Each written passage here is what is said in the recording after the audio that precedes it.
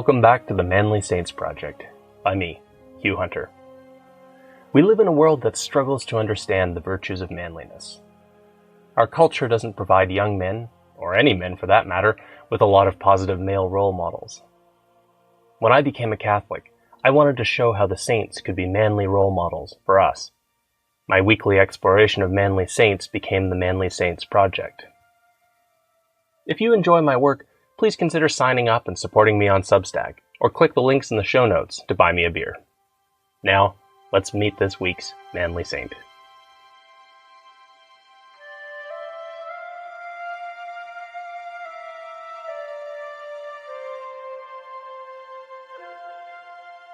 Join me today to meet a blessed who found his calling in revolution. Name, James Duckett. Life, died 1602. Status, blessed. Feast, April 19th. Not too long before dawn, James Duckett turned himself in.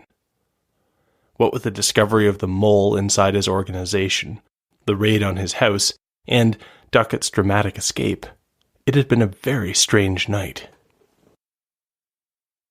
The 16th century was coming to its end in England. Queen Elizabeth would have a few more years on the throne. In those years remaining to her, she was determined to continue the policy started by her father Henry VIII. England would have its own church, an English church. For Elizabeth, Catholics were a political threat, potential allies of her enemies in Spain. But for ordinary people, this meant that they were suddenly asked to acknowledge Elizabeth, and not the Pope, as the leader of the English Church.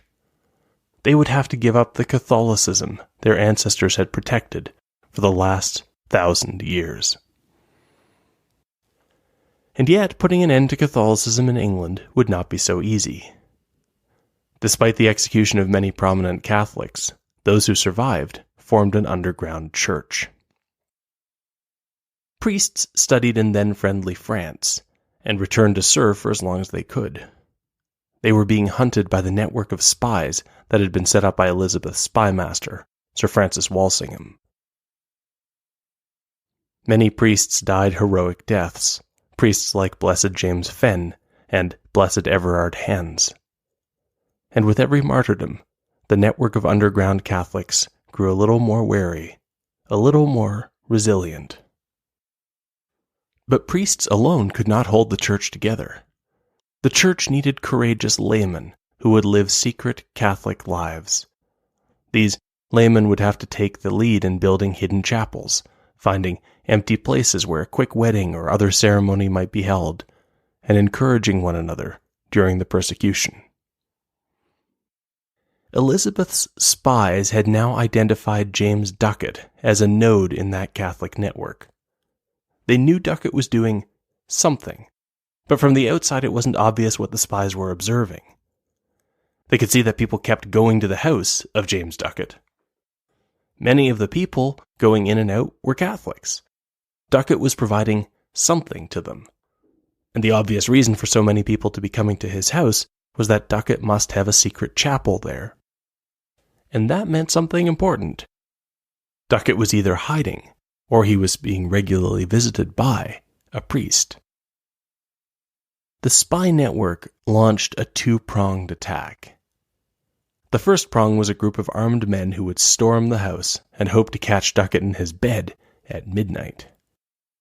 By this time, the spymaster, Francis Walsingham, was dead, and parts of his network had fallen into the hands of his wily son-in-law, the Earl of Essex, Robert Devereux. The Earl of Essex was taking no chances, and that was why there was a second prong to the attack. The Earl of Essex had placed a spy inside James Duckett's house. 10 weeks earlier, the spy had started befriending James Duckett. On the night of the raid, he came to James Duckett's house asking for protection. The spy said he was afraid of being raided at his own house. Might he just sit down in the kitchen near the warmth of the fire for the evening? Duckett had agreed. The reason for having a man on the inside was that Catholics had gotten very good at hiding priests. Many houses had what came to be known as a priest hole, tiny spaces behind hidden entrances where priests could conceal themselves for days if necessary. The authorities were afraid that when they pounded on the door, Duckett would quickly bring the priest to that hiding place. That was why they had positioned a spy on the inside.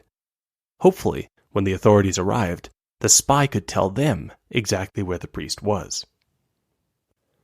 As midnight approached, the spy sat up in his chair, ready to watch what Duckett did when there was a knock on the door.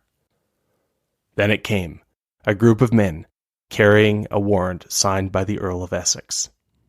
The men burst in and searched the house. Inside, the spy waited for the secret priest to emerge. But nothing happened. The spy didn't see a priest at all. All the searchers found were a few Catholic books and tracts. They left guards at the door in case they needed to come back, and went to ask the Earl of Essex what to do next. The searchers didn't understand what they had found. Neither did the Earl, but he at least knew that he was missing something. If there was no priest in the house, James Duckett must be doing something else. Had they detained Duckett? No, the searchers said they had been looking for a priest, and since there was no priest, they had left Duckett there with a guard posted. The Earl shouted at them to go back and pick him up. Duckett, of course, had slipped out of a secret exit in his own house, and he was on the run in London. But the Earl of Essex was not above bending the law in his favor. The Earl let it be known that if Duckett did not turn himself in, Duckett's friends would be arrested in his place. And so it was that in the early hours of the morning, Duckett arrived to let himself be taken into custody. James Duckett was an unlikely revolutionary. He had been born to a respectable family in the northwest of England. His parents could afford to give him some education. Then, Duckett needed to find himself a trade. He came to London as an apprentice to a printer. Duckett was in London, learning to be a printer, when he had the first theological disagreement of his life. One of Duckett's friends turned out to be a secret Catholic, and as they talked, James Duckett realized that he had never thought to question the England he had grown up in. To many older people, Elizabeth's ruling seemed like a terrible break with the past. But to younger men like Duckett, this was the way it had always been. But now he was asking questions. What had the church been doing for 1,000 years before Anglicans? Did all that tradition have to be lost? Duckett was feeling the weight of history.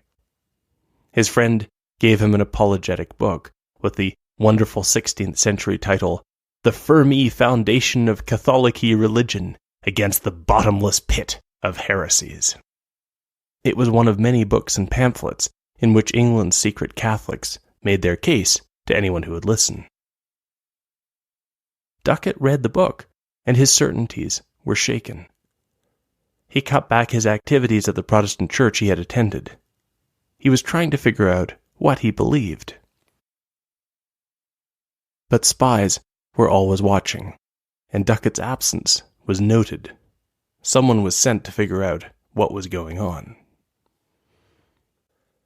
The watchers realized that when he was in the print shop, sitting on his chair, he often pulled out a well-worn book and read it. He hid the book under the pillow on his chair when he wasn't reading it. When Duckett was out on an errand, the watchers went in and checked the book. It was the firm foundation that his friend had given him. On the strength of this, Duckett was brought before an Anglican minister to be examined. Now, at this point, Duckett didn't have to get in trouble. He could have said that he was busy or traveling, or probably even admitted that he was having a crisis of faith. But Duckett discovered at this moment that he had in him the makings of a revolutionary, or perhaps we should say, of a counter-revolutionary. Being questioned by someone whose authority Duckett did not particularly respect made him say exactly what he thought. Duckett told the man he hadn't been to church because he had questions, Catholic questions, and wouldn't be back until he had seen evidence that the Anglicans could answer his newfound questions, which meant he probably wouldn't be back any time soon. That was enough to get him tossed into prison. Many men in Duckett's position would have sobered up and changed their minds. But going to prison only made Duckett more certain he wanted to be part of the Catholic cause. His one-man revolution had begun.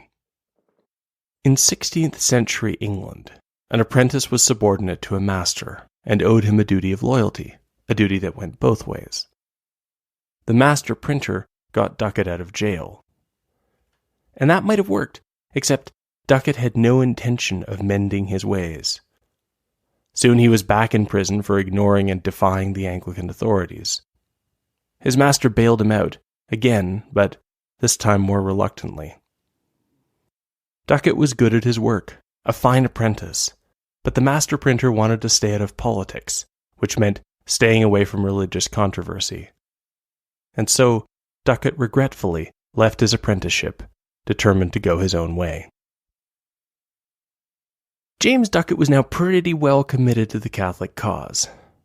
He wasn't afraid of getting in trouble. So he went looking for a Catholic mentor where he knew he would be sure to find priests, in prison. Eventually he found a Father Weeks, a priest likely awaiting execution. Weeks guided Duckett into Catholicism, and when he was sure of the young man's sincerity, he pointed Duckett toward the underground Catholic community in London. Of course, there was a Catholic network in London, as in England more generally. Catholics did what they could to help.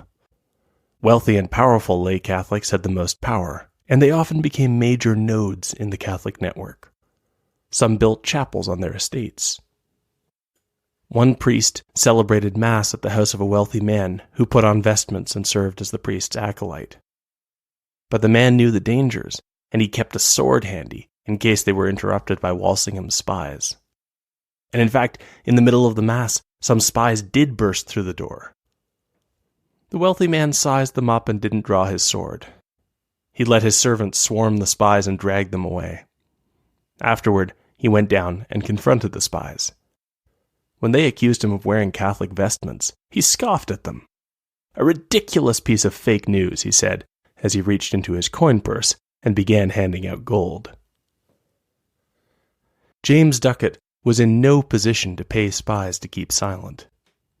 Now that he was not going to become a master printer, he had to work for a living. And over the next few years, he became a crucial part of the Catholic network in London. There was always a need for messengers, couriers, and so on. Eventually, he met someone through the network, the widow Anne Hart. She shared his revolutionary instinct, and the two were married. What could one man do to help the Catholic cause? The answer that came to Duckett was that he could make vestments, for these were always in short supply. In the past, a priest would own some sets of liturgical vestments. But now, it was very dangerous for a priest to travel with vestments, since having them could give away the priest's identity. Lay Catholics compensated by trying to have vestments ready at every secret chapel, which meant there was suddenly a constant need for new vestments. One of the earliest memories of James Duckett's son was of his father, when he wasn't at work, keeping himself busy by assembling vestments for this purpose. And then, one day, James Duckett realized that there was something else he could do to help. Indeed, it was something he was unusually well suited to do. He could make books. Duckett wasn't going to be a printer. He didn't have the resources to do that. What Duckett had was the knowledge of how the printing world worked. He knew how to get a manuscript to a printer, then get the prints to a bookbinder. James Duckett was going to run an underground publishing house. And so it was that James Duckett went back into the book business. All sorts of Catholics were writing tracts, defending themselves in print. Their words remained, even after they had died. As a result of his new trade, Duckett had previously been found with Catholic books. No one realized they were books he had produced, but Duckett went to prison for several years just for owning them. When he left prison, Duckett immediately returned to publishing. And he was so successful that his house had come to the attention of the Earl of Essex. So now, Duckett's house was raided again. In order to keep his friends out of prison, Duckett had surrendered. He went to jail again. But this time he was in a better position. The case against him was pretty weak. The Earl of Essex's own spy had seen nothing untoward. Moreover, Anne was in the late stages of pregnancy, and the sight of her petitioning the Earl for her husband to be released began to turn opinion in Duckett's favor. Finally, the Earl had had enough, and Duckett was set free. Of course, Duckett had absolutely no intention of halting his activities. He was now churning out books, using his network to get them printed and bound, then feeding them into the Catholic network. Then, Duckett was betrayed by the wife of a man he trusted. Duckett was arrested again and put into one of London's jails underground. It was a terrible, moist, disease-ridden place, so dark and humid that all his clothes were soon covered with a black fungus. The indefatigable Anne managed to wrangle a meeting with her husband. She expected him to be downcast. He was grinning and happy. Duckett was one of those men who never seemed to lack for grace to bear up in these conditions. Even more than that, he was a happy warrior. He seems to have been genuinely delighted to cause so much trouble for authorities he thought were in the wrong. And he was now such a major player in the underground Catholic network that several prominent London men, both knights, helped get him out of jail again, and London's underground Catholic publisher was back at work. Then, Duckett was betrayed again, and this time there seemed to be no escape. A bookbinder named Peter Bullock had been arrested. The judge in his case was John Popham, famous for his harsh punishments.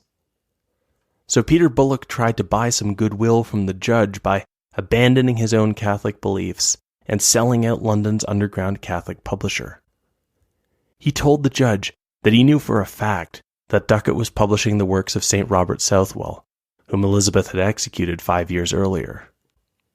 Bullock assured Judge Popham that he was willing to testify against his former colleague.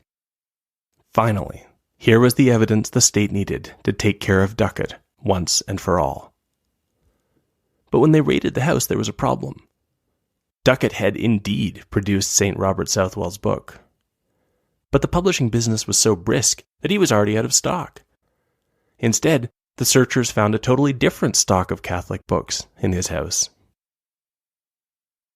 James Duckett did not look sorry for what he had done when he was brought into court. The man on trial before him was a Catholic priest, and Duckett had cheered and shouted encouragement for the priest until Judge Popham shouted at him to quiet down. Now, the jury listened to the evidence against James Duckett. The prosecution's star witness accused Duckett of having produced a certain book. But when they went to his house, they found different books. Still illegal Catholic books, no doubt, but not the ones the star witness was talking about. The whole thing seemed fishy, and the jury returned their verdict: not guilty. And that was when Judge Popham stood up and said no. He told the jurors to be silent. There had been a crime here. The possession of the books that Duckett had was a crime. Publishing them was a crime. Popham told the jury to go back and think again. They got the message, and this time Duckett was found guilty. The judge sentenced him to death. And as for the star witness against Duckett, Peter Bullock, the judge sentenced him to death too. In a cruel twist, both the publisher and his betrayer would ride to their deaths at the same time. Before his execution, Duckett had some time alone with his wife, Anne. She was crying, but the great revolutionary was smiling. Duckett asked her if she wouldn't be happy if he had gotten a promotion, say, if he had been made the secretary or treasurer to the royal court. But he was going to be a martyr for the King of Kings. His calling was far, far higher. And so it was that James Duckett found himself in a cart with Peter Bullock, his betrayer, on their way to die. Duckett's part in the Catholic counter-revolution was over. Well, almost. There was no more publishing to do. But there was one last node that Duckett could conceivably add to the Catholic network, and that was the other man in the cart with him. And so, as the cart rattled along to the place where they would be hanged, Duckett set about saving his betrayer. Duckett told Bullock that he had no hard feelings. But would Bullock consider repenting and returning to the church in his last moments? Duckett explained that he was hoping for an answer soon because they didn't have all day. The ride to the gallows was not long, but it was long enough. Blessed John Duckett and the man he had brought back to the faith died as Catholics together.